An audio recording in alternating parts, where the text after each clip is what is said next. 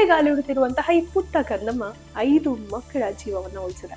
ಹೌದು, ಕೇರಳ ದಂಪತಿ ಅರುಣ್ ಹಾಗೂ ಶರೀನ್ ತಮ್ಮ ಏಕೈಕ ಪುತ್ರಿ ಆಲಿನ್ ಶರೀನನ್ನು ಅಪಘಾತದಲ್ಲಿ ಕಳ್ಕೊಳ್ತಾರೆ.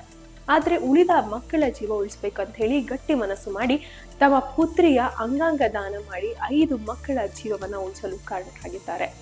ಈ ಮೂಲಕ ಆಲಿನ್ ಅಮರಳಾಗಿದ್ದಾಳೆ. ಏನಿದು ಕತೆ? ಹೇಗೆ ಆಲಿನ್ ಸತ್ರು? ಅದರ ಸಂಪೂರ್ಣ ವಿವರ ಇಲ್ಲಿದೆ.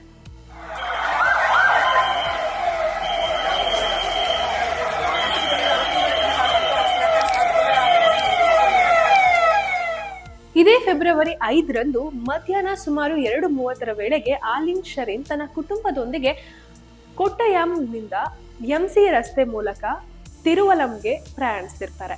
ಆದ್ರೆ ಈ ದಿನ ಆಲಿನ್ ಬಾಳಲ್ಲಿ ವಿಧಿ ಬೇರೆಯದ್ದೇ ಆಟವನ್ನ ಆಡಿತು.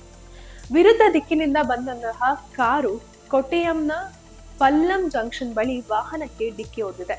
ಅಪಘಾತದಲ್ಲಿ ಆಲಿನ್ಗೆ ಗಂಭೀರ ಗಾಯವಾಗಿತ್ತು.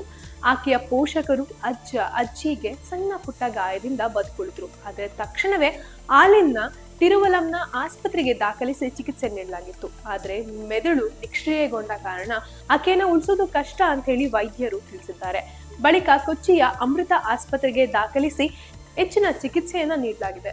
ಆದ್ರೂ ಸಹ ಪೋಷಕರು ಹಾಗೆ ವೈದ್ಯರ ಸತತ ಪ್ರಯತ್ನದಿಂದಲೂ ಆಲಿನ್ ಬದುಕುಳಿಯಲು ಸಾಧ್ಯವಾಗಿಲ್ಲ. ಫೆಬ್ರವರಿ 10ರಂದು ಆಲಿಯಾ ನಿಧನರಾದಳು. ನಂತರ ಅಮೃತ ಆಸ್ಪತ್ರೆಯ ವೈದ್ಯರು ಇವರ ಅಂಗಾಂಗ ದಾನ ಇನ್ನ ಜೀವಂತವಾಗಿದೆ, ಅದನ್ನ ಕೊಟ್ರೆ ಬೇರೆ ಮಕ್ಕಳು ಉಳಿತಾರೆ ಅಂತ ಹೇಳ್ತಾರೆ. ಆಗ ಪೋಷಕರು ಸಹ ಅದಕ್ಕೆ ಗಟ್ಟಿ ನಿರ್ಧಾರ ಮಾಡಿ ಸರಿ ಅಂತ ಹೇಳಿದ್ದಾರೆ. ಇದರ ಸಲುವಾಗಿ ಕಣ್ಣು, ಹೃದಯ, ಕಿಡ್ನಿ ಮತ್ತಿತರ ಉಪಯುಕ್ತ ಅಂಗಾಂಗಗಳನ್ನ ಈ ಪುಟ್ಟ ಬಾಲಕಿ ದಾನ ಮಾಡಿದ್ದಾಳೆ. ತಿರುವನಂತಪುರದ ಆಸ್ಪತ್ರೆಗಳಿಗೆ ಈ ಎಲ್ಲ ಅಂಗಾಂಗಗಳು ದಾನವಾಗಿದೆ.